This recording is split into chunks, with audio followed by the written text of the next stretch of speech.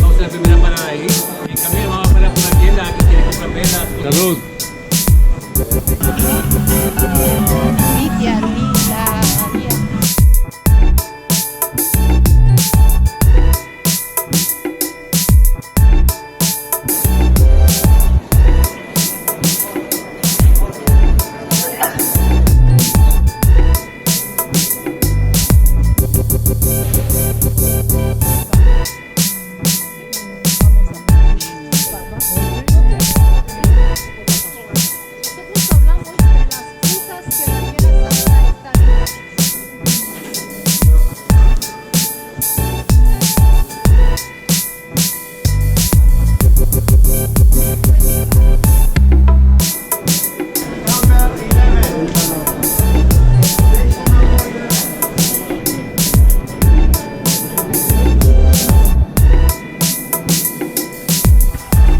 Padre y del Hijo y del Espíritu Santo.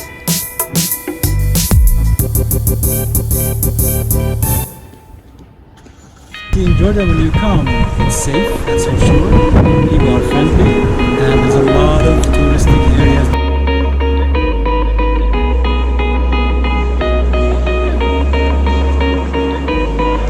Una gigante aquí para la gente de la tiene que ser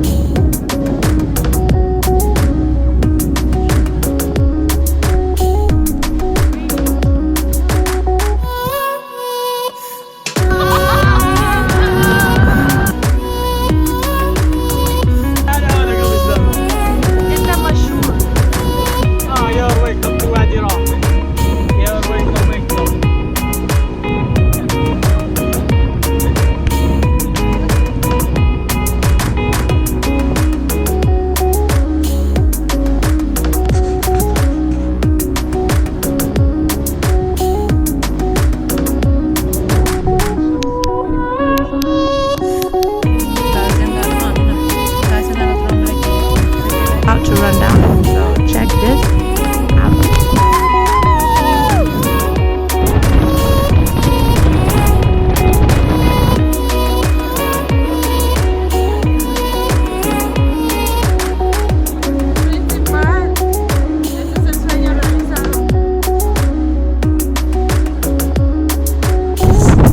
And decent places to stay.